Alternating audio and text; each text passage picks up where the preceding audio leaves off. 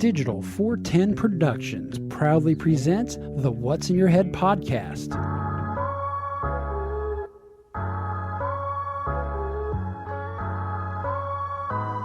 What's up, Digitized live from OG5? Your company name here. Studios in Cape Coral, Florida.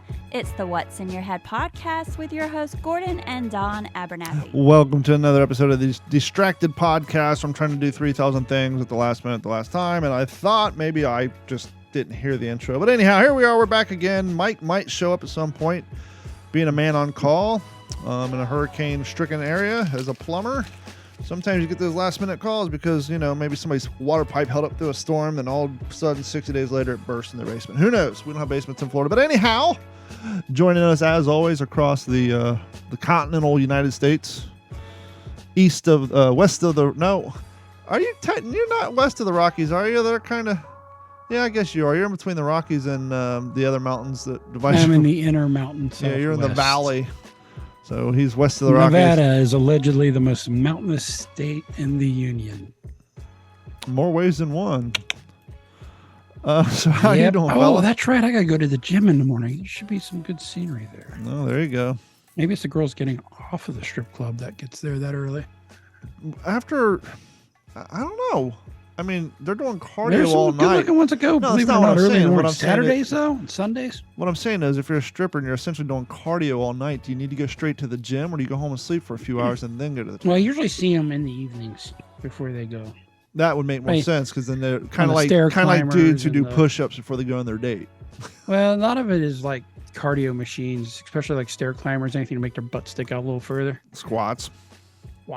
Squats. Saw some That's boys okay, doing they weren't doing squats, they're doing the inverted leg press, but they're still doing it in their socks, because, you know, that's what you do when you do squats. Gotta do it Hey, in as your long as they don't socks. have a plug-in. I don't know what they got Maybe. going on underneath their britches. That's between them and their maker. Yeah, absolutely. I mean, it's one of them shiny ones. Oh, so how the fuck are you, Captain Miss Your Post? Oh, I'm just, coming home. You seemed a little worse for wear today. Well, no, I just came home from work, had to take Carrie to PT, so I went to the gym while she's at PT, came home long enough to eat dinner, fight with the kid again, and try to do show prep while doing some last-minute work stuff. So after we get off here at probably 11 o'clock, I'll probably be working until 3 or 4 in the morning, and then get 2 or 3 hours of sleep and get up at 6:30 and do it all over again. Actually, I get up at 5. And repeat. I get up at 5:40. Were you able to and then burn that argue with half the a kid. pretzel off today? Yeah. Okay. I have to say this, and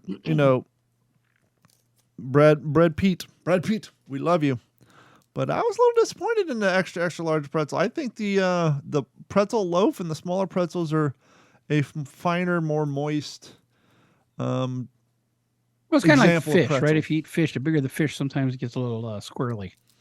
More like those obnoxiously, scarily large grapes and strawberries from Walmart. You ever notice the larger they get, Yeah, the they're a less? little mealy. Well, they just have less flavor because it's just all water.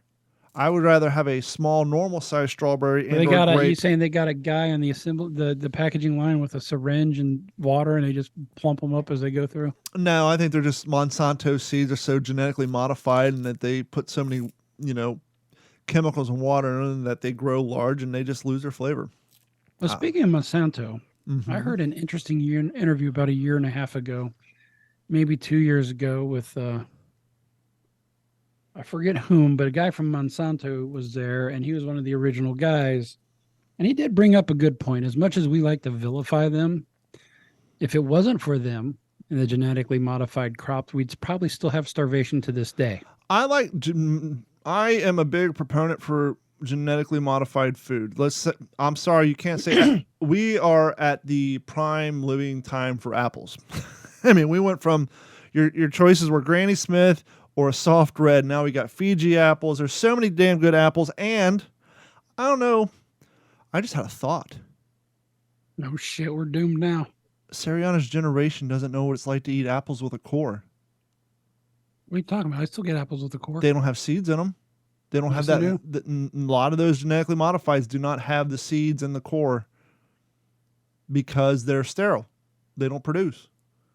You saying they're hydroponic apples? I'm saying, and that's what I was getting to. A lot of people's big issue with Monsanto is not because they are big farm. It's just that, the days of going to the store, buying some corn or whatever, and then taking what's left and planting it in the backyard and growing your own crops are gone because they're like, hey, we spent millions of dollars figuring out this strain. They're sterile. Well, like anything. That's why you hear, there, like, when I you listen to believe Glenn there's Beck, that's why when you listen to Glenn Beck, you need non-hybrid seeds. That's the difference between a normal seed and a non-hybrid seed, is you can actually take those plants and replant them, whereas anything you buy at the store is genetically modified. They're sterile. You can't plant them and grow your own crop. And I think there's even some kind of, for some of these farmers, there's actually a little bit of if I remember correctly, and I may be making shit up. Well, maybe the first time in the show anybody made shit up is if you buy Monsanto seeds, they have to plant the crop and they can't use it for something else. I don't know if it was Joe Rogan. Some contractual deal, right? Well, I was gonna say, I don't know if it was Joe Rogan or it was some podcast or somewhere I heard that, like, people who have these small farmers who have, like, legacy plots of land that next to land that have sold to Monsanto.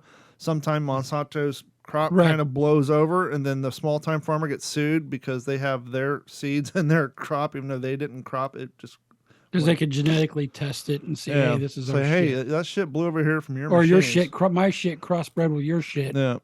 There's definitely markers. So if you're that worried about it, Monsanto, why don't you take 50 yards of your land and dig an easement? Yep. I think Monsanto definitely was good back trying to get shit from being drought tolerant and pest resistant.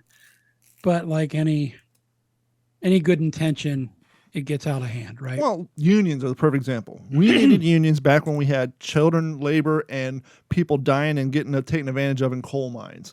Yes, we needed workers' unions, but those days are long gone. And I was a big proponent of open shops. I do work for a union shop now and have for 8 years.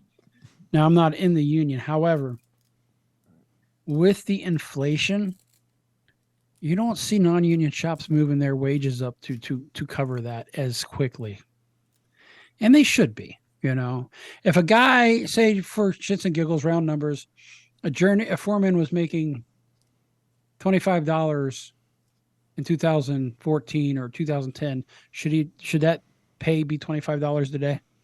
Well, the argument can be made, union, non-union, labor, or fucking restaurants, just about every employer should have cost of living raises, Correct. But none of them do. Only people who do are the union shops. So even if you're not in a service, sometimes I think they're a little too much. But hey, whatever. Yeah, but we had no intention of getting. Where's the fine line? Yeah. So I hear you're on a great taco hunt. Hmm? Oh, yeah. Trucks Nut Foods. I don't know. I want to. I need to. But my credit's not exactly where it should be, which has never been an issue before.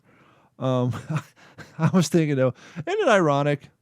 Yes, and I know the reason for it, but just on the face value, if you're like a Seinfeld, you could do a whole bit on how, isn't it ironic that if you have bad credit and a history of not being able to pay your bills, your potential loan payment would be higher than someone who has a history of being able to pay their bills? Well, and in your case, I believe your debt to income ratio should be better now. It's better, but much like anything else, you have two types of people in the world. You have the people who were underemployed for a while, who built up debt, and then when they get where they should be, they try to actively pay off said debt, Correct. Which takes a while. As one should. Or you have the people who say, fuck it, let somebody else deal with it. I'm going to blow my money on bullshit. Well, I'm in the former camp, so yes, my financial status is a hell of a lot better than it has been for years, but I'm trying to get caught up on all those credit cards and all that stuff. You're still a little bruised up. And so, basically. So I'm not seeing, an increase in my ability to go out and enjoy more things because I'm trying to get the other things caught up, thus to increase my credit. But to answer your question, it's never been an issue in the past because, car dealers are car dealers and they want to make the sale. And when I had my two Tacomas to the Tundra, I didn't exactly have stellar credit when I trade anyhow. But I've the used car market's gotten expensive, hasn't it? Well, not only that, but I've ran into the same issue in multiple markets because in my new line of work, one of my things I do is similar to what you do, which is procure things for people to get jobs done. And I don't know if you've noticed this, but I've noticed that the salesmen whose job it is to make the sale, to allow you to procure those things, don't seem too eager to return phone calls and or emails. Well, that goes back to my whole complaint about it seems like in almost every business out there right now, everybody's just there to collect a check. They really don't want to be there. They're just kind of half fucking into it. Well, I was And yeah, that's been a thing for a long time, but I really think the last 2 years has accentuated it to a ridiculous level. People I, are bitching, people are moaning. I have It one doesn't matter what you client. do, and they're half-assing their way through life. I have one client that has 43 network devices that are due to have high-end network devices have services built into them, firewalls, hardware protection. Their service suite on 43 devices are due to renewal here in a month or two. And this is just one of them. I started this renewal request about a month ago. And the company who does it just merged with another company. And I finally got a hold of my sales guys like, hey, I understand you make commission off this stuff. This is a big freaking bill. Can you maybe light some fires? Oh, sorry, we're ever since the merger we're having, manpower issues. I said, Okay, at what point is that no that's longer your an issue. I said, excuse? so am I supposed to go to my client when all 43 of their devices in 3 months from now expire and say, well, the vendor's having manpower? That's not my issue. That's your issue. They're going to say find a different vendor. No, they won't. Not at the amount of money that's involved. I mean, 43 devices, some of these are anywhere between 600 to 1,000 per year per device. So times that by 43. That's not something. This isn't I'm going to sell you 5 computers for $600 a piece. This is big, decent money. And so, I get it. Some software we use is and then, tens of thousands a year, And I quoted a customer 3 PCs. We get them, we roll them out. They're a medical-based place. They signed off on the bid, went to order them, and this company wants to get merged and went to order them. And our shipping address is the address that we had in Vegas 8 years ago, which 3 weeks ago when I ordered something, I called them and had them change it and had stuff shipped to our office. But for some reason, their website rolled back, and on the website, you cannot change the reseller address. You have to contact sales. I called those guys at 9:30 this morning. By 3:30 this afternoon, I found the same fucking computers on Amazon for a little bit cheaper and said, fuck it. I tried. I've literally been waiting. I've called you guys six times, left 8 voicemails. I've been calling you since 9:30. Okay. You just lost a bit more business to Amazon. So screw it. I ordered them on Amazon. They'll be here Monday. Problem solved. It's like, I did my part. I reached out to you guys for 4 hours. Called you every hour for 4 hours. You guys, right? At this point, I tried. Well, that's if was it Mike Rowe was talking about how many people are between our age range and younger are not looking for work. They just, I'm done. Mm-hmm. And it's a scary amount. I think he said his first time in history has been this high. Oh yeah. I forget what percentage he used, but it was. And it's disheartening, man. I just, even where I'm at, I feel it. And I feel it on myself, and I get mad at myself. And I'm like, but if you're surrounded by it, yeah, and it's around you everywhere you go. And then you have these morons doing you start feeling it too, and then you got to kick your own ass and get your shit in gear. Or do you join the dum-dums who didn't, Well, just like the other night, you and I were playing Call of Duty. Carrie was out at church with Sariana. We were killing people and they were saving people. And I was wanting to be lazy, so I got out my Uber Eats. I used to drive for Uber, so this isn't me not understanding how things work. I delivered a few meals and decided it wasn't worth it. My car smelled like food for 3 days. I'd rather just deliver people. It's easier. They know where they're going. But food doesn't sue. So waiting, and it takes an hour to get food from a place 20 minutes down the road. I get it. $22.38 for a steak, asparagus, and potatoes. I upgraded to the 8-ounce, of course, from the 6, medium rare, from Chili's. And you and I get done playing, and I'm watching, and he's driving down the street, and he hangs a left into my neighborhood. And when you pull in my neighborhood, you either go straight, right, or left. Now to get to my house, you got to go left. He goes straight. I thought maybe he's going to turn around. Watching. Or maybe he has a delivery in front of me. Watching. Mm-hmm. Map goes away. That's weird.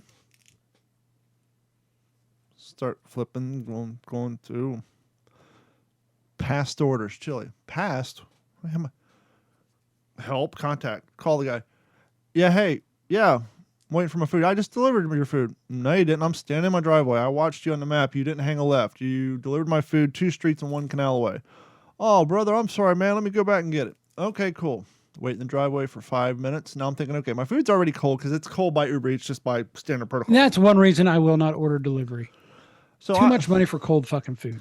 And so now I'm waiting. It's 5 minutes. So now my food, it's already cold. Been sitting on someone's front porch for 5 minutes. I said, okay. Because I was wearing nothing but running shorts when you and I were playing Call of Duty. I'm going to go inside, get on shirt, shoes, socks, get my shit. And if he's not here, by the time I get dressed and in my truck, I'm going to cancel the deal. I was a little bit of a dick because I drove down the street and I saw him in his red Volvo sitting there trying to figure out where I lived. And I just kept on driving and said, enjoy the steak. Went down. And I wanted something decent. I didn't want. I don't go to McDonald's anymore. That's completely. Did your food ever end up on your thing, or did you just cancel it? I canceled it, and I have to wait. Because it's a past order, right? Yeah, I canceled it, and I have to wait 3 to 5 days to get my refund. Isn't it amazing how the company gets your money instantaneously, but when it comes to giving the shit back, you got to wait 3 to 5 days. Funny how the technology works. But I didn't want McDonald's. That's completely off the menu. I eat Wendy's occasionally for lunch if I just get 2 junior bacon cheeseburgers, save my money. So I decided, damn it, I went from a steak down to nothing. It's Sunday, so that means chicken places closed, and there's only so many places on my side of town with not wanting to drive all over God's green earth. So I decided to go to Five Guys Burgers and Fries. 5 Guys, boogers, and flies. Which is 2 doors down from Chili's. Someone say, well, Don, if you wanted Chili's, why not go to Chili's? Because I couldn't bring myself to pay them twice in one night. Because after all, I hadn't got my refund back. Not that I couldn't afford it. Just on principle, I can't bring myself and to pay. And by the way, your 5 Guys price was probably just a few bucks off of your Chili's price. And so it's not that I couldn't afford it. I can't bring myself to pay the same company for the same service twice in one night. Even though it wasn't their fault. So I go to Five Guys Burgers and Fries and order myself a double. A small fry, because I'm the rookie. I know that they basically pull They pull a full basket of fries in your bag when you order a large. Now, is that a regular size double or is that the little double? That's a regular size double. See, I have never eaten anything bigger than their small burgers because to me they're fucking huge already. And so I got the little fry. Nothing. And a medium drink. I'm a man. I can handle my big meat. And I'm sure you can. And much as Gordon hinted, I refused to pay another $23 for another steak dinner, but I did in fact pay $18.93 for a fucking double hamburger, because a small I too fry, have 5 Guys, and a small drink. Yes. So with multiple refills, right? Try to get some of your money back. I did eat there. I said, "Fuck it, I'm not going to drive home and have this shit get cold. I want to eat at Five Guys." With your French fries, please tell me you use the malt vinegar. Nope. Oh, Jesus Christ. I'm not at Long John's fucking Silver's, fella. They've got malt vinegar there. So? Little malt vinegar and then dip it into ketchup. I'm a simple man. Telling you. I'm a simple man who went to Grove City High School. You're a simple man who's buying way too much for a burger and fries, so you might as well bougie that shit up. But I'm a simple man who lived through the great ketchup drought of Grove City High School in the 1990s, where you went through line and got your same pizza, same cheeseburger, same chicken sandwich, and a French fry option every day, with the exception of Thanksgiving. Wait a second. Hold on. No, we no longer had Pizza Hut when I got there. We had that at Park Street Middle School, but by the time we got to Grove City, no lie, every single day, 364 days a year, well, that we had school, so 158 days. Was it the standard, the pizza, the standard cafeteria Your pizza choices that we were had from like standard square frozen pizza. Not even the Fiesta pizza? They referred to that as the Mexican pizza, but no. French fry with your choice of either pizza, hamburger, or chicken sandwich. That was it. We even had Taco Bell one day, too. Year round, with the exception of Thanksgiving when you got some dry turkey. And 2 packs of ketchup. No more, and absolutely a lot less if you didn't ask for it. However, mayonnaise to your heart's content. Which arguably is more expensive than ketchup. So we would, the ketchup packet was behind the counter. You had to ask for ketchup. You only got 2. The mayonnaise box was out in the fucking aisle. You can grab as much as you want. I was waiting for some slob to show up with their own bottle of ketchup. And so I became a frequent consumer of French fries with mayonnaise, a tradition which I follow to this day. Now, did Melody and Dad buy your lunches? No. Okay. Because I, in high school, rarely ate lunch at all. Now, if you're a My young cat, lunch money, what little I got, went into my gas tank. my lunch money went in the gas tank. Nick's mom paid me gas until he got a car.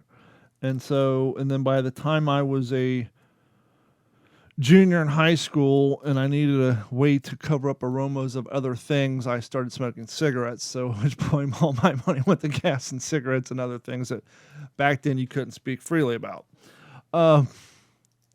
Remember That's back? really some not sound logic, by the way, but you were a teenager.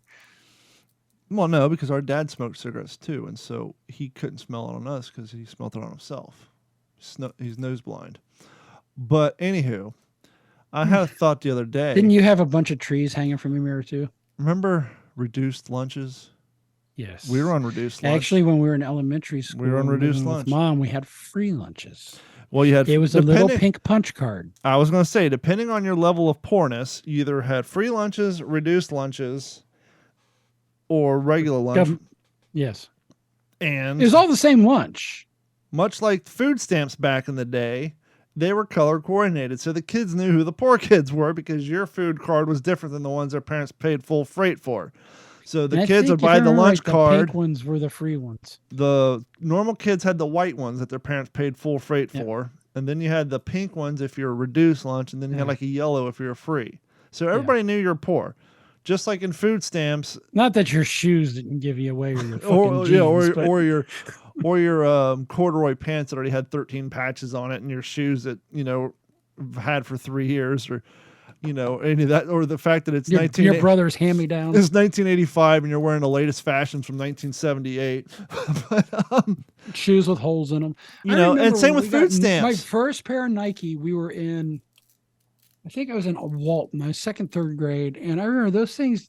I thought they were badass. Maybe, no, I was at Dry Ridge, but they like developed a hole in them right away. Remember how excited we were when we got Lee jeans for our birthday? I remember actually when I first got my first pair of fucking name brand shoe Reebok in middle school. But back then, food stamps were the same way. They were a little bit bigger than Monopoly money, just as bright.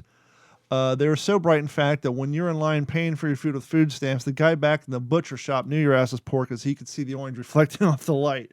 Nowadays, but that guy probably had some too. So. Nowadays, it all just looks like debit cards. There's no embarrassment involved. But now, you don't know this because you don't have kids, at least in the state of Florida. It's all free. There's no more reduced lunch. There's no more free lunch. Check this out. You go to school, and so here's the problem. Clark County has free lunches and free breakfast. Yes. Exactly. And this is a school that says they're fucking broke. And then we have Michelle Obama when she was the first lady going on. We have partnered up with the NFL for Play 60 to encourage these fat fucks to go outside. 6 figures who have a kid and all of a sudden $400 just shows up for school for the kid. Mm-hmm. Or even worse. Like, what the fuck? And they're like, I feel guilty for using this, but they say that's what it is. Even worse. So we have Play 60 from the NFL, which was around pre-Obama. Got to convince our fat fuck kids to get outside for at least an hour a day to burn some calories. And then, the first lady, whether it's Michelle or pre or after, they always take up the mantle of healthy students. We need to get the kids to eat right. It was Nancy Reagan. No, she was just saying no to drugs. Oh no, it's Ronnie. And Nancy headed up the whole dare thing was Nancy's thing. But anyhow, so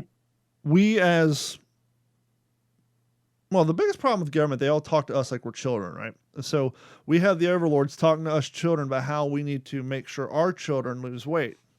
Great, I agree with you. So here's what I'm going to do. I'm going to go out, buy my kids some semi-healthy shit, make their lunch, send them to school, to which point they get free breakfast, free lunch, and then the lunch that I give them that's semi-healthy. So now they've had a breakfast, 2 lunches, come home, snack before I get home to make fucking dinner. So how am I supposed to keep my kids healthy when you're giving them free bullshit at school, even though I packed them a semi-healthy lunch? And it's lunch? all calorie heavy, sugar Yeah, because they know the poor kids heavy. aren't going to get fed for another fucking 12 and a half hours. So they got to give shit that back in our day, the phrase used to be sticks to the ribs. Yeah, well, I'm going to say something that is going to be considered extremely offensive. And so you have the many people. You have your child's doctor saying, "Hey, your kid's borderline obese. They have fatty liver disease. You really need." Dude, I try. I try to get them to go run and they won't go. I buy them healthy food. They get free fucking shit at school. Now they're getting 2 lunches and a free fucking They breakfast. should, yeah, if it's free lunch at school, it should be some fucking carrots and celery. Maybe, an egg. Or the poor parents come in and sign their kids up for it. The middle class and rich kids, you don't get the free fucking food. You either buy your food or your parents pack you a healthy lunch because they don't want you eating that fucking shit. Yep. But no, now your kid's eating the Can I super say expensive something healthy offensive? food and the super cheap fucking French fries and bullshit, and then coming home and snacking before you get home to make dinner. And then you're making your fucking super expensive dinner because food's through the roof, and then I'm not hungry. Because I filled up on trash all day long. Which, this is not a sponsor. I wish it was. I opened up my front door the other day. Good things come to those who help. And I had a big-ass styrofoam Omaha steak box on my front porch. I said, gee, who's that from? Gordon, perhaps? No, it wasn't. It was from Rusty and Zach, the people that I helped. If you guys watch my YouTube videos, those were the people I did the time-lapse footage where we systematically dissected 2 big trees in our front yard. Mm-hmm. I haven't made the steaks yet, but I made the chicken breast last night. You will find out that grass-fed steaks taste a little different. Oh, well, I don't have to They're go that delicious. far. Those 4 chicken breasts they sent was the best. Carrie said the same thing, and Sariana, what the hell is the difference between this chicken and what we get at Publix? It's all natural. It's all.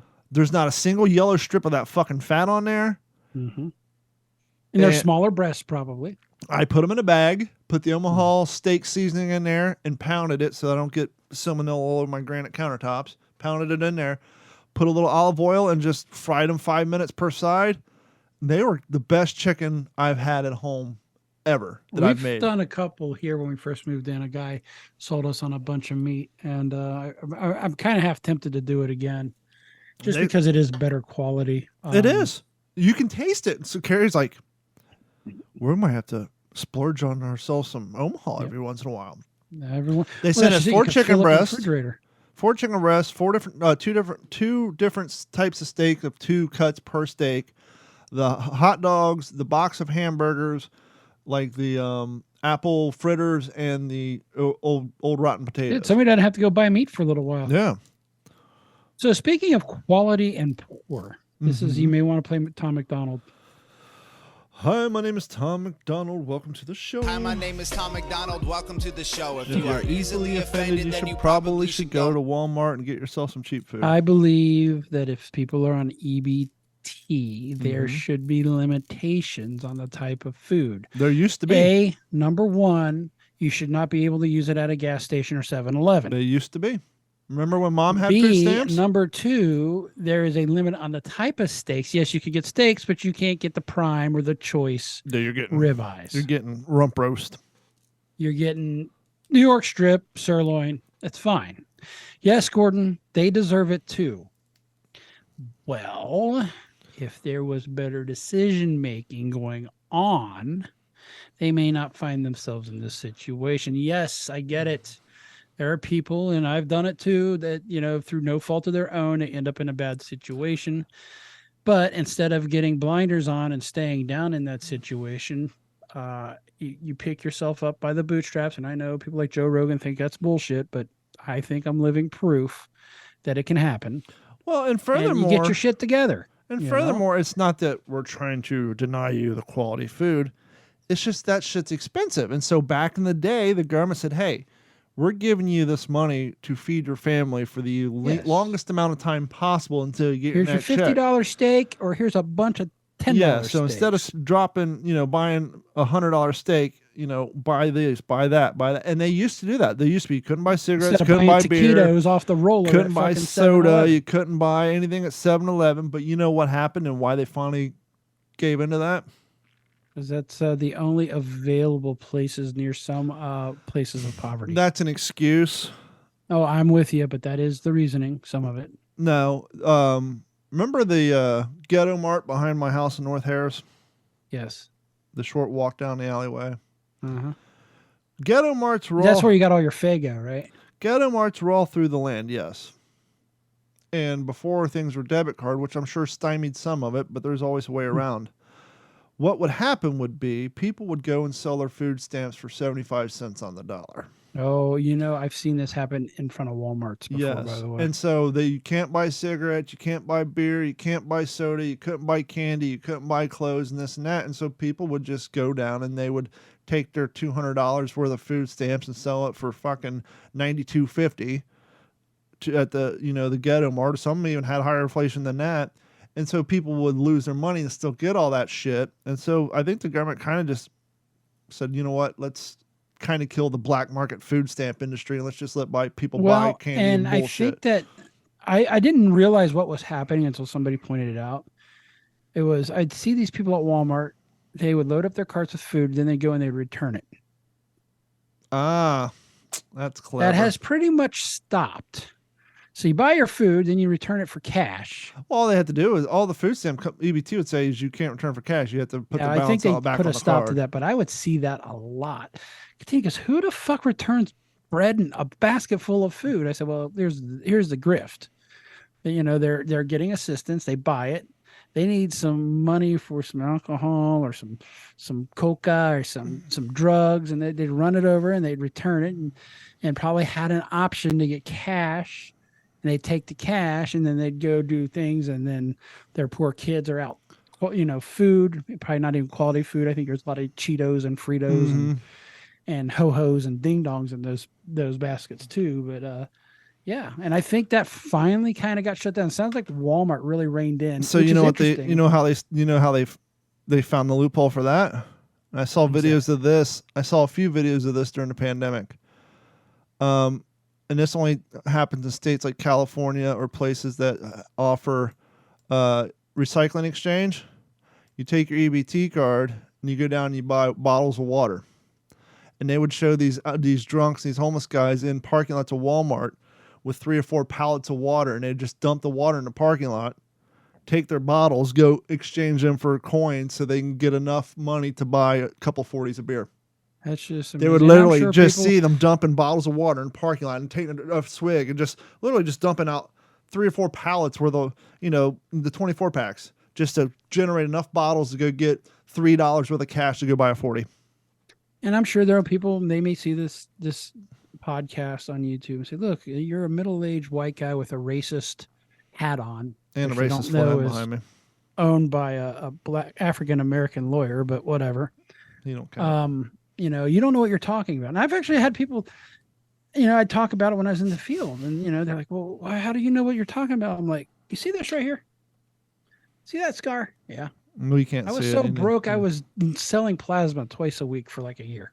Not only that, but I grew up when I was really young, things weren't good. It was the 80s. depending Comedy on sucked. depending on where our mother's We relationship literally ate off government cheese. We literally had the generic that was the white package with the black Cheese. label that said cheese, just kind of or like the ham, or meat product, cigarettes, cereal. or Well, cereal. and furthermore, depending on Been there. the relationship between some family members, sometimes we spent our summer times in a trailer with cistern and a couple of window shakers, or sometimes we stayed in a cabin with no indoor plumbing and shat in an outhouse and literally bathed in the Ohio River. So we've seen on both sides of the tracks. What rehab song is that about going home to the screen door that doesn't hang right? Yep, rehab. Welcome home. Because that is what I think of as that cabin. Mm-hmm. And how your family can call you out on your shit too. But yes, I mean, Welcome Home, I think is. what's up, John the name of the Kraft? song. Yeah, rehab. Welcome home. It's off of. That's a good freaking song. But I always have these ideas, and this is one I really want to do. I want to create a fake account, go on Reddit, and give a not so brief, anonymous description of our childhood. Going into my high school years, I've had friends shot in drive-by shootings. Have friends shot on OSU campus. I've had friends murdered in Franklin County Prison. To moving down here and having family members' house, even down here, family members' houses shot up in drive-by. Put that in elegant writing, put it up on Reddit, and then ask people, because they won't know who I am, to please create a slideshow presenting my life in photos. Now, would you write it like a story, or would you write it maybe in like a hip hop prose? No, I would write. I wouldn't want to persuade No anybody's. direction either way, right? Just Very here's neutral. the facts. Here's the story. Here's my life. Please present this in a photo array, and then see how many people just assume, because they don't know who I am, they don't see a picture of me, just assume that we are from a minority community growing up in bad neighborhoods because of what we went through, and because people don't think that those type of things happen to white people, at least You not in got the white 90s. privilege, Don. And I can guarantee you, if 10 people made a slideshow, I would say at least 6 of them would probably assume that we grew up African Americans or Hispanics in the ghetto because of the shit we went through, the things we saw. This isn't saying that, one thing or other. This is more basically evidence Well, that and I think the other the 50% outcome would just be trolls. well, the outcome would be that,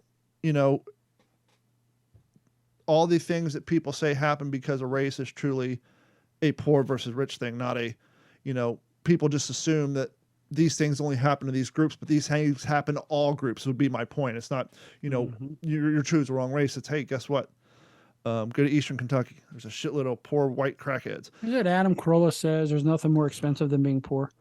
Exactly. Like that video I did, interestingly enough, it's got more views on Instagram than it did on TikTok, but the pre-hurricane where I made the joke about hurricane shutters actually crackhead shutters. I had a few people make some comments kind of insinuating one way or another. I'm thinking, there's a lot of white people who smoke crack in Kentucky and I'm Tennessee, sorry. if not more. I spoke incorrectly.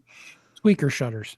Yes. Well, not even that. The point being is I guarantee you per capita there are more white people who smoke crack than any other race. But because people's own preconceived notions of what a crackhead represents, they tie the race to that statement. And because well, and that's what's going on right now, right? Is everything. We continue to. I look at a person by their merit. You can't do that It's anymore. so funny. We had a guy working. You're not allowed with to do us. that He's anymore. really cool. He was a mixed race. I think he's Scottish and African American, and we kind of cut it up. He's a little older. He's in his 60s. He looks like he's in his 40s, which I said, hey, man, black don't crack. It's true. Yep. And I said something about going to the a Golden Knights game a couple years ago, and we sat up with the colorful folk. Oh, what do you mean by that? And then he was like, not letting me talk. I said, the working class people who are very boisterous, very loud, fucking hilarious. That's what I'm talking about. Like these guys from the Bronx that was behind me, clear white New Yorkers making fun of our own players. It was hilarious and saying, "Now we're not going to get the T-shirts because we're up in the cheap seats." Yep. Still fucking $125 a seat. But, even behind the obstructed view. Right. So I actually went to our Silver Knights game. That is our AHL farm team for the Golden Knights, which is kind of nice. It's over in Henderson. So you guys aren't part of the ECHL anymore? Or never were? No, it's interesting. The Wranglers went away right about 2 years before the Golden Knights came on board. And it was basically because Orleans Arena said they couldn't make money. Yeah. But it was a good game. I mean, it was great seats, brand new arena. They're making a ton. They've got arena football in there. They've got arena football is cool when it's done right, but we've had a lot of poor franchises here where the artificial turfs got duct tape at the 50-yard line. And ours, the Golden Knights, the Silver Knights, the Vegas, what are they called? We had Black the Hawks. Firecats. We had the Firecats here, and they tried. They're all hard. owned by the Foley Entertainment Group. Foley is a very wealthy man who owned like multiple restaurants, McKenzie River Pizza up in Montana, the original one, Bozeman. And the reason he named the Golden Knights is actually because he graduated from what's that Army school, the Point. No. Oh, the Golden Knights is also the Central Florida College is also the Golden Knights. But he almost got sued over it. But he said, no, it's paying homage to my military history. Yeah. Let's change things up a little bit. Absolutely. BBC News. Bass editing. Be careful saying that. Bass editing, not as in hip-hop production, but a new revolutionary therapy clears an incurable cancer in a teenage girl. So finally, we're starting to see a little bit of headway in the cancer battle realm. Let's see here. Dateline BBC News. Teenage girl's incurable cancer has been cleared from her body in the first ever use of a revolutionary new type of medicine. I've heard about this. All other treatments for poor Elisa's leukemia had failed. There's nothing more heartbreaking than cancer in kids. No, there's not. So doctors at the Great Ormond Street Hospital used, quote, base editing to perform a feat of biological engineering to build... Now, is this editing the genetics? We'll get to that. Base editing to perform a feat of biological engineering to build her a new living drug. 6 months later, the cancer is undetectable, but Alyssa is still being monitored in case it comes back. Alyssa, who is now 13, is from Leicester, was diagnosed with T-cell acute lymphoblastic leukemia last year. T-cells... That's a mouthful of words. Yeah, they always are. That keeps the dumb people out of medical school. T-cells are supposed to be the body's guardians, Correct. seeking out and destroying threats. But Alyssa, they become the danger and were growing out of control. Her cancer... Basically, she had almost like an autoimmune form of it. Yeah, kind of. Her cancer was aggressive. Chemotherapy and the new bone marrow transplant were both unable to rid her body of the disease. Without experimental medication, the only option left would have merely to make Alyssa as comfortable as possible. Quote, eventually I would have passed away, said Alyssa. Her mom, Kiona, said this time last year she had been dreading Christmas, thinking that it would be her last Christmas on Earth. That's a lot to put on a 13. kid. What happened next would have you believe unthinkable just a few years ago, and it has been made possible by incredible advancements in genetics. The team at the Great Ormond Street used technology called base editing, which was invented only 6 years ago. So I'm sure we had a lot more time to work on it during the pandemic because people are at home. Bases are the language of life, and that's B-A-S-E-S, not B-A-S-S like bass or bass music. Bases are the language of life. The 4 types of bases are adrenaline. I'm going to slaughter this because my inability to read. Cysteine, that's C-Y-T-O-S-I-N-E. Gyne and time. So we'll just go with the abbreviations. The 4 types are A, C, G, and T, and are the building blocks of the genetic code. Just as the letters of the alphabet spell out words that carry meaning, billions of bases in our DNA spell out instructions and manuals for our body. Base editing allows scientists to zoom in on a precise part of the genetic code and then alter the molecular structure for just one base, converting it into another and changing the genetic instructions. A large team of doctors and scientists used this tool to engineer a new type of T-cell that was capable of hunting down and killing Alyssa's cancerous T-cells. So basically it was, T-cell on T-cell, annihilation here. We deputized some T-cells to go after the bad ones. They started with a healthy T-cell that came from a donor and set about modifying them. The first base editing disabled the T-cell's targeting mechanism so they would not assault Alyssa's body. So thus reversing kind of the autoimmune disease part. The second removed a chemical marking called CD7, which is on all T cells. And the third edit was the invisibility cloak that prevented the cells from being killed by the chemotherapy drug. The final stage of the genetic modification instructed the T cells to go hunting for anything with the code CD7 marking on it so that it would destroy every T cell in her body, including the cancerous ones. That's why this is making markings has to be removed from the therapy. Otherwise, it would just destroy itself. And so basically, they played a game of red versus blue in her body. They made a bunch of blue T cells and said, okay, go capture the flag and kill off the red crew in the Box Canyon of Halo days. And right now, it seems to have worked. That's awesome. And there's been so many different things that's been tried and to see, and once again, I'm not taking anything away from older people such as ourselves, but if it came down to saving somebody in their 50s or 60s or saving a 13-year-old, let's start with a 13-year-old first. And plus, they're healthier. They have a stronger bounce back method than the older folks. And once you perfect it in the younger kids, then you can modify it to work in people who don't have quite as healthy of an immune system to bounce back from that sort of thing. I wish Mike was here for this next story, but we're going to go about it anyhow. Hold on, before we go into another story, Mm-hmm. I've been watching. Occasionally, I'll watch some local commercials, Mm-hmm.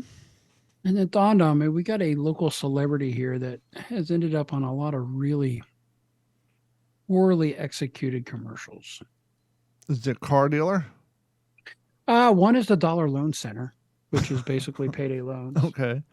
Which with the Dave app, you don't need that anymore, but go ahead.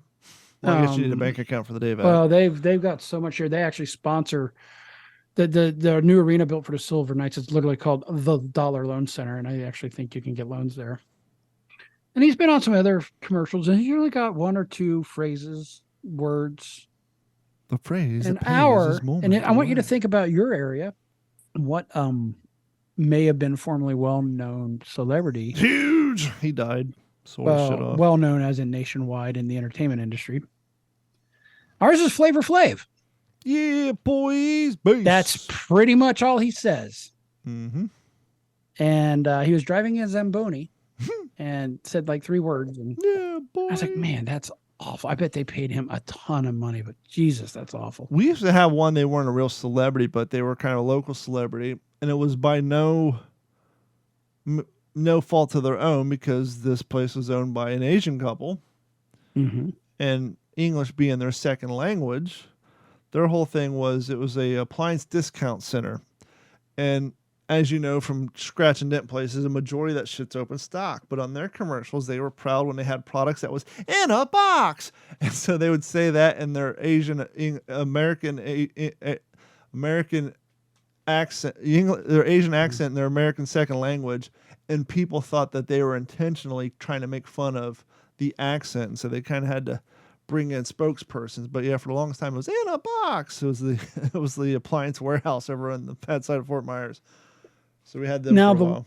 next celebrity I'm going to mention who has an actual decent commercial, although it's the Nathan Adelson Hospice Ugh. Center, is one comedian named Brad Garrett. Yeah, that makes sense. So he does Everybody those, loves and they're Raymond. actually well put together. But You ever watch yeah, we're Somebody just Feed Phil? obviously we're the entertainment destination of the world, and we definitely get our fair share of celebrities doing commercials around here. You ever watch sure. Somebody Feed Phil? What's that? You ever watch Somebody Feed Phil? I think I saw it once. Phil Rosenthal. He's the creator Yes. of Everybody Loves Raymond. And if you watch, Do they love Raymond? if you watch the early seasons of that, his parents are on there, and you realize that more of that show is based off of Phil Rosenthal's life than it was Ray Romano's. Mm-hmm. Because Phil's brother's name's Richard, and technically in his world, everybody loves Richard, and he's very jealous of Richard. So Richard says, And Richard would be Brad Garrett's role. well, no, Richard would actually be Raymond, whereas Phil would be because everybody loves Richard. And so, so that show was supposed to be Brad Garrett's character as Everybody Loves Raymond, not Brad Garrett's character, which Yeah. was whatever. and so Richard's the producer on the show, and he's always making Phil do dumb things, and he's always complaining about Richard. And every time his parents would be at the end of the show, someone's like, "Where's Richard at? Where's Richard at?" He's like, "So you really." And Brad Garrett's wife on the show, I think her name's Monica in real life, is actually Phil's wife, and so it's pretty interesting. But it's a great show. He travels around the world, eats all the different stuff. But sadly, his parents passed, and so now he has comedians coming on doing a joke for his dad, because his dad would come on and tell old Jewish jokes on there. And sadly, this season, which they recorded last year, he had Gilbert Godfrey on there, which we all know passed away. So it was sad to see Gilbert doing a joke for Phil's dad, who passed away, just to have that episode dedicated to Gilbert at the end of it. But it's a really good show if you like travel shows and food. But Phil, and you've heard, I've been watching a show on Netflix about tacos. I saw the flash for that. You know how Pretty good. The first city they went to was Chicago. The second city was Vegas. Then they went to New York. And it was basically the kind of the tacos you're getting in those areas, and a lot of it's the immigrants who had moved in or their families, and it's really interesting. Yeah, people don't realize the key difference between Mexican food and Tex-Mex comes down to cheese. Authentic Mexican food doesn't have a whole hell of a lot of cheese on it. No, if it's any. usually just a little bit of the white stuff, and you're done. Yep, and a lot of cilantro.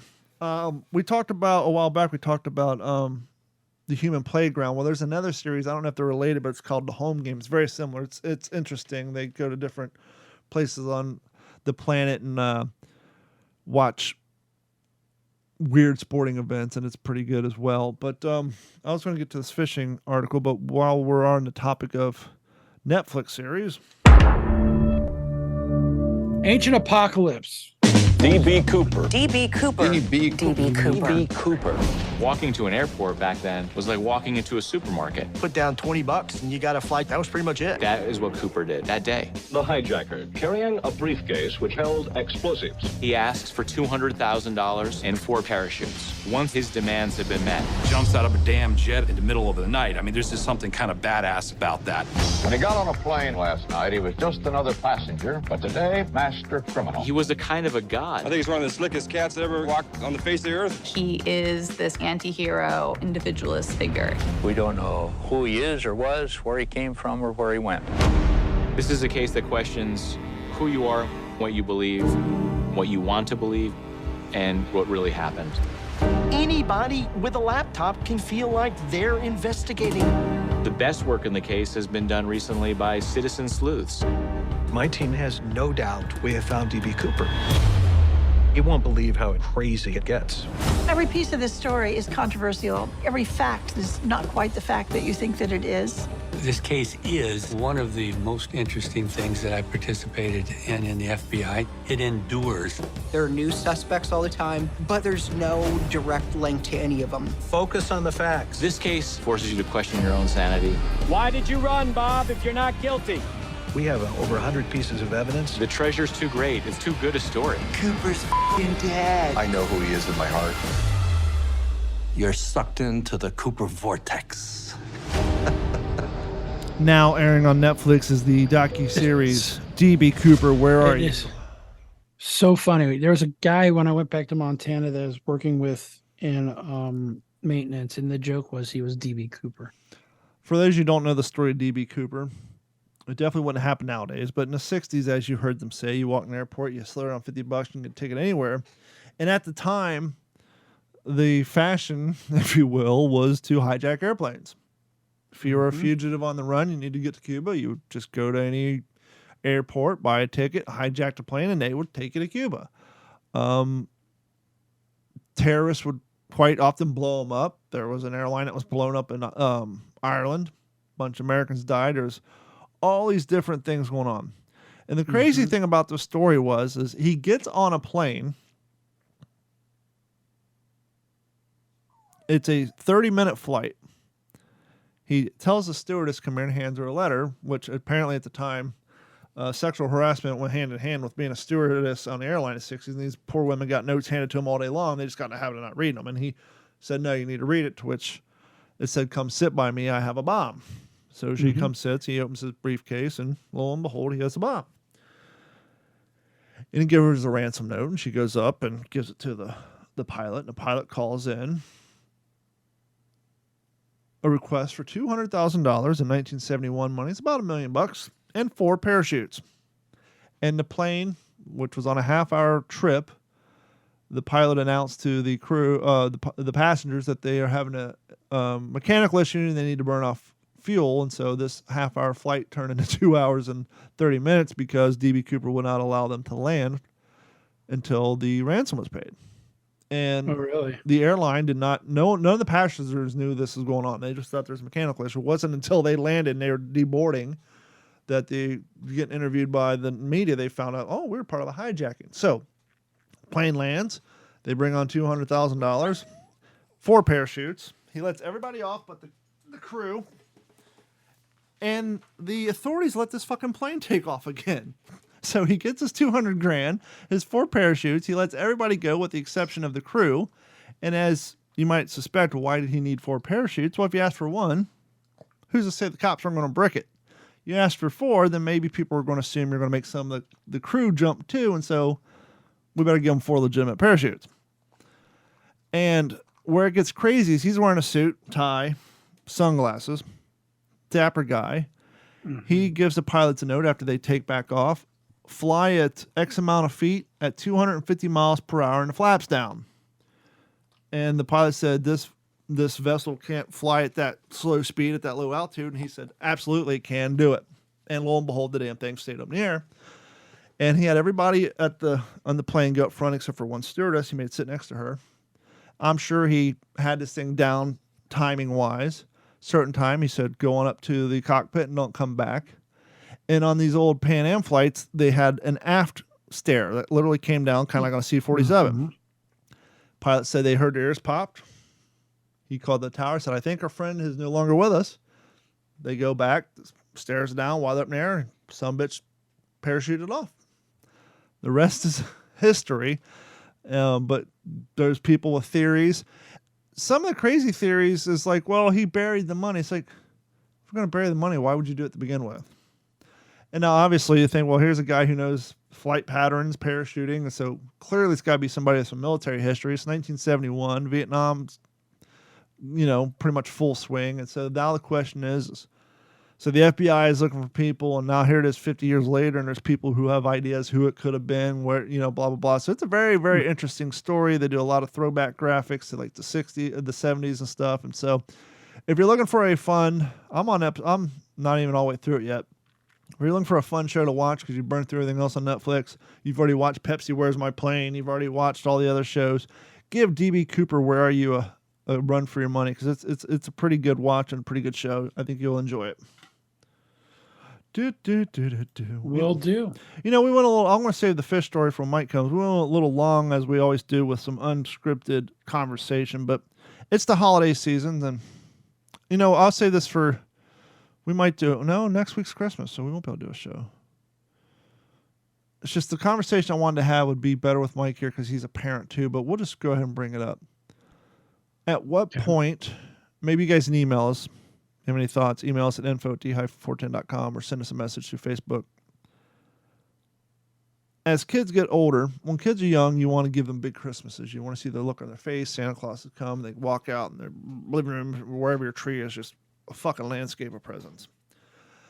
But as kids get older, mature, especially now fucking days, they want more and more expensive gifts. This isn't the 70s when we wanted a G.I. Joe that retailed for $3.28. Now they want $500 iPhones, $600 PlayStations, 3 years ago, $300 hoverboard, etc. And so what happens for parents is they buy these big gifts, and they have a budget. They don't splurge by all of them. They'll choose one or two that they really want. But then they wrap them and they look at the tree and say, fuck, there's only 2 presents under the tree, even though those presents combined probably retail for $1,000 fucking dollars. But the question I have is, at what point do you stop worrying about the quantity and worry about the quantity? Because I'm telling. Well, I know when we grew up, we were basically, even in middle school, it's like you get $100. I told Carrie, I said, from the time we were in second grade, because including the step siblings, there were 6 of us. You were in second grade, yeah. So the time I was in second grade until I was 20, my budget, which was never adjusted for inflation, never changed for inflation, was $100. And we had the JCPenney or Sears catalog, and we'd circle and initial what we wanted. And if you wanted a $300 item, you better get 2 siblings to pitch in their $100 to get that Nintendo. I think the Nintendo was that way. I told her that story. I said, the kids in high school now, she's asked, our daughter wanted $138 worth of personal hygiene products, for example. And I'm like, obviously we didn't get that, but we got a few other things. And Carrie's like, well, I'm going to have to wrap these presents to see how many we have to see if I need to buy more. It's like, no, she's in high school now. The days of quantity are over. It's all about quality. She's getting some high-ticket items. What you want within a certain budget that you set. If you want 4 high-ticket items, guess what? You're going to have 4 fucking items under the tree. My 16th birthday, after I turned 16, I had one present. Mm-hmm. Do you know what that was? Car. Wasn't even under the tree. It was the bumper for the S10. Yeah. Well. And it was wrong. It was chrome. It wasn't black, so we had to take it back. When I was in high school, I got a shirt and a snowboard because the snowboard wasn't cheap. But I'm surprised that blew your $100 budget. Well, yeah. Well, that's because they were basically. Is that when you're coming out to see me? That was it was the year before. It was one of those, we're going to combine your birthday and your Christmas, and you're wanting to do something at ski club at school, which for our parents to see one of us actually, especially me being interested in a Something school-related sports activity, that wasn't skateboarding. Exactly. And so until although it was skateboarding adjacent. Well, I was going to say until he started talking to the friends at work and found out back then snowboarders had a bad reputation, and then it quickly knocked so the did air skiers, though. out of us. Yeah, but you got to remember, this is the time when Time Magazine wrote that story about snowboarders just being drug addicts and carrying gun toters.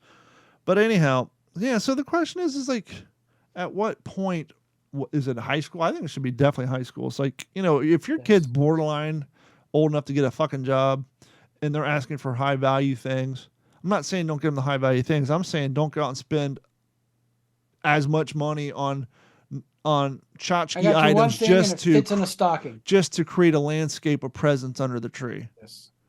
Well, plus it helps it helps from feeding into consumerism, and the whole reason. I mean, the same. Sure, your daughter thought that the whole reason for Christmas was for gifts. Mm-hmm.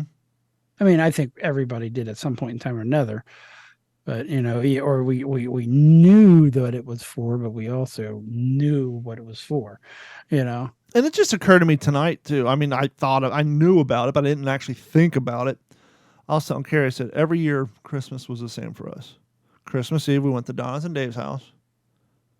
Opened presents. Usually Santa Claus showed up at one of Dad's buddies. Came home, opened up our presents, and then for 8 years or so, every year, Melody and Dad basically made a 4-hour round trip to drive our asses down to Kentucky on Christmas Day. They spent their Christmas Day driving for 4 hours because it was 2 hours to drop us off at their dad's house and us off at Mom's. And then they would drive back home to get rid of us for a week. And I said, well, then again, if I had to drive 4 hours round trip on one day to get rid of our kid for a week, I'd be happy to do it too. But especially at Christmas week where you're kids are on vacation. But they basically for 10 years or so spent their Christmas Day every year driving us to Kentucky.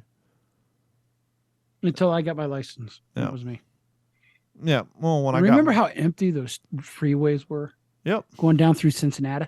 Well, Yes, I said Cincinnati. That's part of the reason I still watch the opening credits when I got my box set of WKRP in Cincinnati, because I would lay down in the back of the van, and when we drove to Cincinnati, I would look up at the skyline from the interstate, and it's basically that same view on WKRP in Cincinnati. The listeners, when Don said he laid down in the back of the van, it was behind the rear seat. Yeah, we didn't take the rear seat out. Dangerous. It was in the boot. Basically, if we got rear-ended, I would have been dead. But that's where we laid, right next to the speakers. Yeah, he's the youngest. It didn't count. Trying to sleep when having Dwight Yoakam and 90s pop country blown in. My head's right one next of to the songs that I remember the most from our travels to Florida. There's a little black spot on the sun today. When I think Florida vacations, I think Rock Me Amadeus. Rock Me Amadeus, yes. Just like the first time I ever heard Offspring's Pretty Fly for a White Guy was when Brad and I drove to California. We heard it on K-Rock in California before it was ever on the air in Ohio. Didn't we change the lyric of that one song to There's a Little Brown Spot on My Underwear? Yeah. Same old thing on the other Possibly. pair. Yeah. Possibly. Did a lot of screwing with lyrics. Real quick, you heard about the domestic terrorism in North Carolina, right? I have not. I know I'm the news guy. I have not been paying a whole lot of attention. And after this story broke, apparently this nonsense has been going on through other states. You're talking about the substations that are being taken out? Yes. If they hit like 12 of the right ones, it'll be problematic. Dateline, this goes back to December 6th because we weren't on the air last week. Carthage, North Carolina. It looks like Moore County in North Carolina is not alone. Each day, CBS 17 is learning that more and more about the incident, in which included 45,000 customers lost power after gunfire attacks hit different Moore County electrical substations, knocking out power through Carthage and Southern Pines, Pinehurst, and Aberdeen. So are they just testing small areas first? I don't know. Tuesday night, CBS 17 learned that North Carolina isn't the only state to see intentional attacks against critical infrastructures. News Nation, one of CBS 17's partners under the parent company of Nexstar, obtained recent federal law enforcement memos describing similar situations across the United States. The memo specifically names Oregon, Washington State as experiencing physical attacks on substation using hand tools, arson, firearms, metal chains, possibly in response to online calls for attacks on critical infrastructure. Do they realize how dangerous it is to Especially with mess hand a tools. substation? North Carolina Governor Roy Cooper called Saturday night's outage a, quote, criminal attack.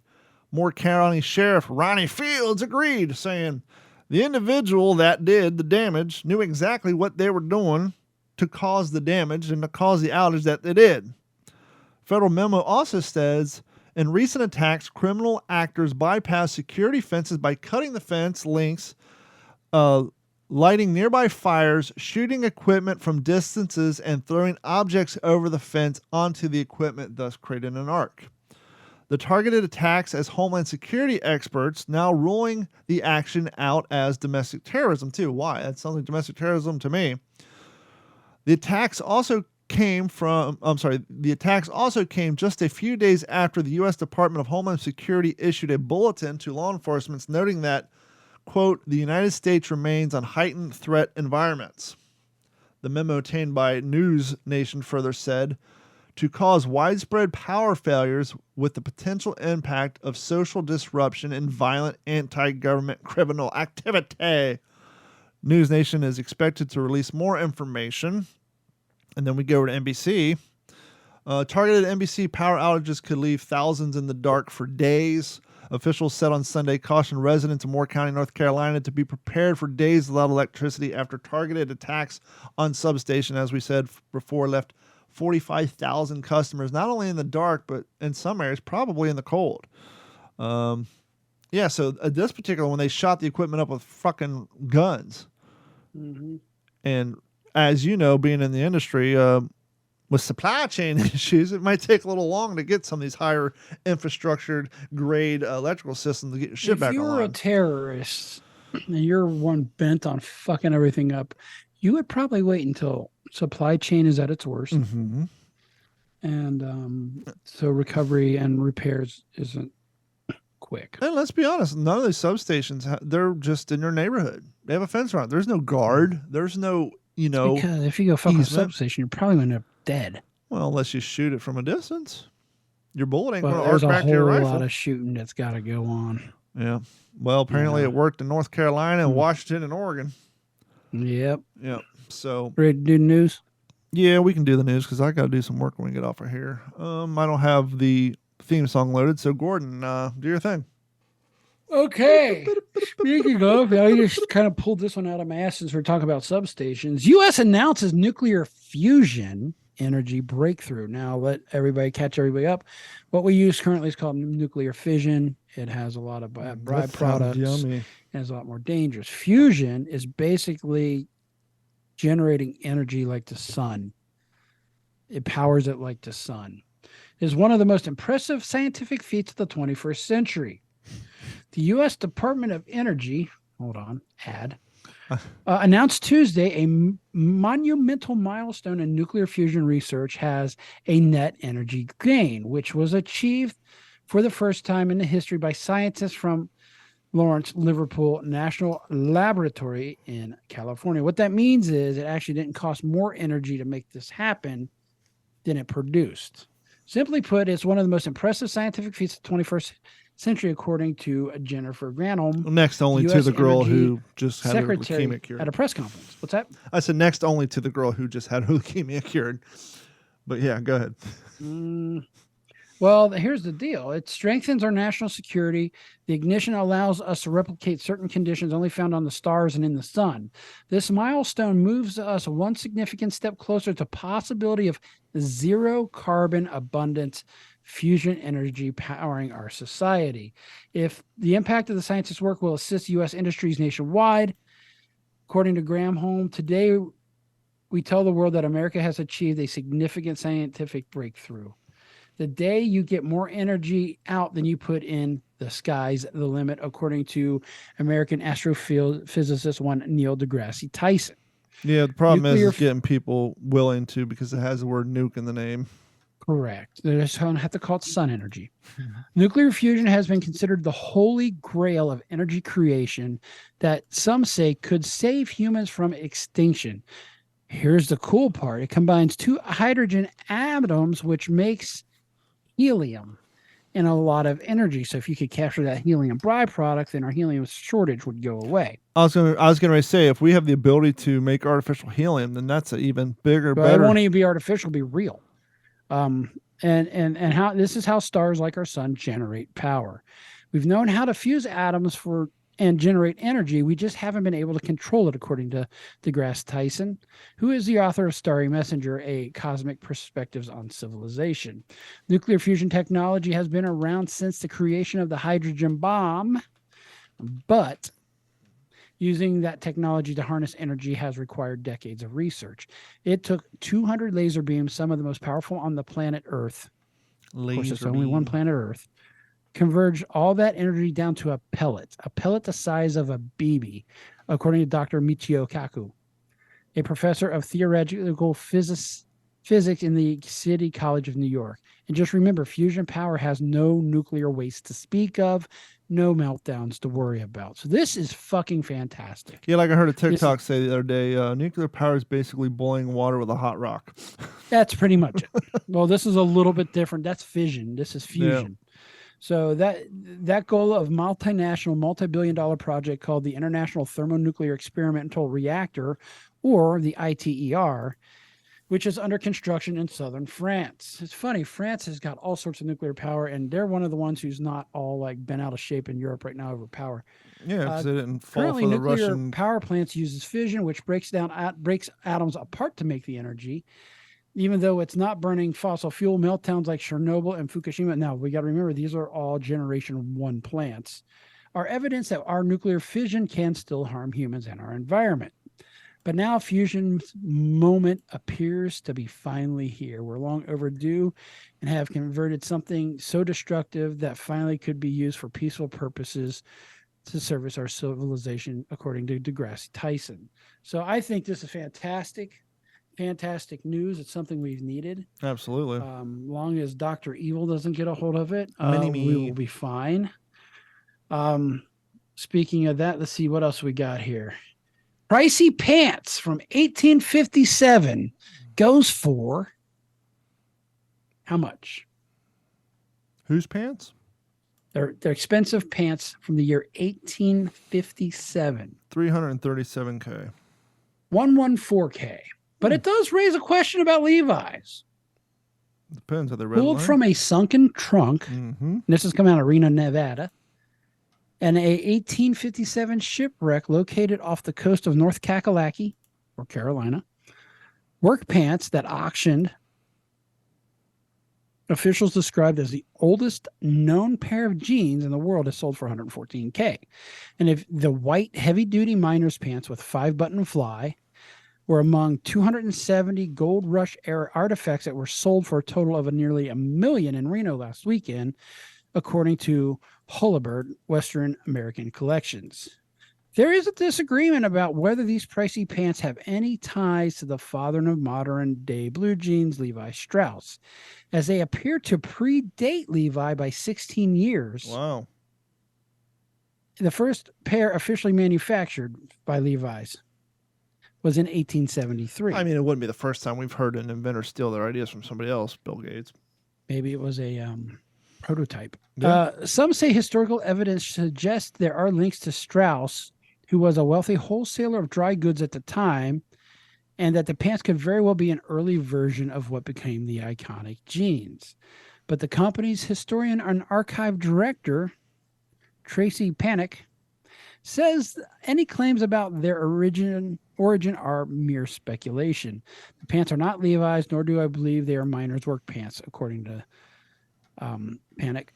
I was going to say all the minor work pants have already been found pretty much.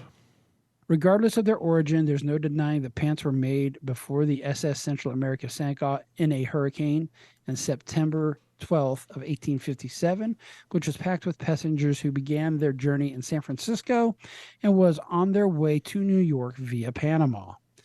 And there's no indication older work pants dating the gold rush era existed. Those miner jeans are like the first flag on the moon, historical moment in history, according to the one Dwight Manley, who is a managing partner of California Gold Marketing Group, which owns the artifacts and put them up for auction. Of course, he's a seller. He's gonna pump that through a full of sales speak. Mm-hmm. Other auction items that had been entombed for more than a century in the ship's wreckage, which was located 7,200 feet down, included purser's keys to the treasure room where tons of gold rush coins and assayer ingots were stored. That sold for $103,200. Tens of millions of dollars worth of gold has been sold since the shipwreck recovery began in 1988. But last Saturday marked the first time any of the artifacts actually hit the auction block. And there will be another one planned for February. Needless to say, they're cool. They found some old ass pants. I like old pants. They're fun.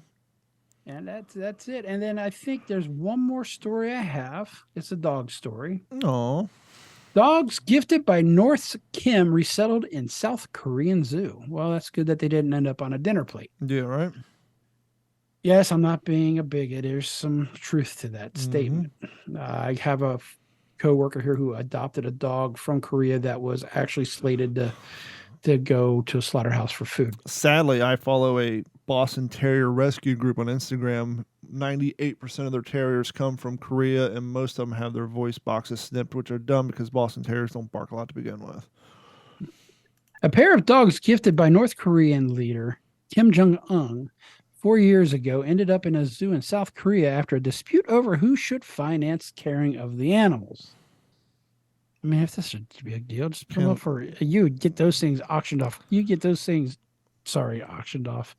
You get them adopted pretty quickly. So you can't afford a $7 bag of dog food? You're the dear leader. Kim had given 2 white Hungjin hunting dogs, a breed indigenous to North Korea, to then South Korean President Moon Jae-in as a gift for following their summit talks in Pyongyang in 2018, but liberal Moon gave the dogs up last month, citing the lack of financial support for canines from the current conservative government led by.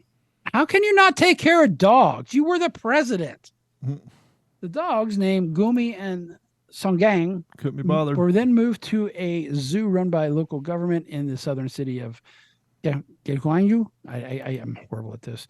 Last Friday, and temporary stay at a veterinary hospital in the southeastern city of Daegu. No, it's not how it sounded, according to zoo officials. When the mayor of Gangwon in attendance, the dogs were shown off Monday with their name tags around their necks so journalists can take their photo op. So needless to say, some dogs gifted by the North has found themselves a nice place in a zoo, which I still think is weird. Yeah, because it's still not getting the attention they need. Yep. And then last story, Mars rover catches first sound of dust devil on red planet. The vacuum cleaner? Oh, no, that's Dirt Devil. My bad. Now I'm thinking of the Butthole Surfer song. Cape Canaveral, Florida, coming in from the AP. What's a dust devil sound like on Mars? Any guess? Anybody? A NASA rover had by chance had its microphone on when a whirling tower of red dust passed directly overhead, recording a racket. In about 10 seconds of not only rumbling gust of up to 25 miles an hour, but the pinging of hundreds of dust particles against rover Perseverance. Scientists released this first of its kind audio. So basically, as one would expect, it sounds a lot like dust devils here, but just a little quieter because of Mars' thin atmosphere, which makes for more muted sounds and less forceful wind, according to researchers. The dust level came and went over Perseverance quite quickly, and thus the short length of the audio, according to University of Toulouse's Naomi Murdoch, lead author of the study. So needless to say, we're learning some more stuff up there on Mars. And that's cool. I like that shit.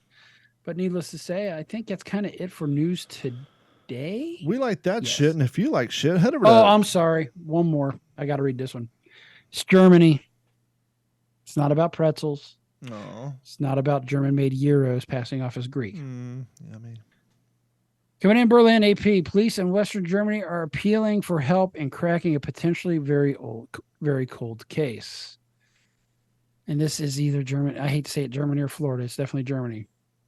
Authorities say about 60 containers full of bull sperm yummy. were stolen from a farm in the town of Ulfen located 56 miles northeast of Cologne late Monday, early Tuesday. Police said in a statement. That shit's got some value to it. That while it's unclear how the rustle happened, the precious cargo needs to be supercooled with liquid nitrogen at about 196 degrees or negative. Sorry, that's negative 196 degrees Celsius or negative 320 degrees Fahrenheit. So it isn't spoiled. They're seeking for tips for the public that might lead to recovery. So what made me want to even talk about this is when I used to work at FedEx Ground / RPS, we would get those shipped through all the time. Really? Yes. And I think that's it. That's all worth sort of talking about. Speaking of which, if you like stuff and even bull semen, you can't get that at d-410.com. But what you can get is shirts, and you can support the podcast by signing up for Patreon. So please head over to d-410.com or what'sinyourhead.com and click on the Patreon link. Sign up and subscribe. It goes a long way to help us what we do here at the show. Not only that, but you can head over to youtube.com and watch our videos and enjoy our other content. And that'll go a long way to help out what we do here at the show as well. So thank you guys. That's going to wrap it up for this episode. I think next Monday is like Christmas holiday or some shit, right? Next Tuesday, no. So we still have another week. So yeah, we'll be here next Tuesday on the 20th. The 27th remains to be seen because, well, holidays and stuff. So we will be here next week, hopefully with Mike, and bring you another fun-filled episode of the What's in Your Head podcast. Thank you guys so much. And until then, on behalf of myself, Gordon, and Mike, who's not here, we will talk to you all next week. This has been a Digital 410 production.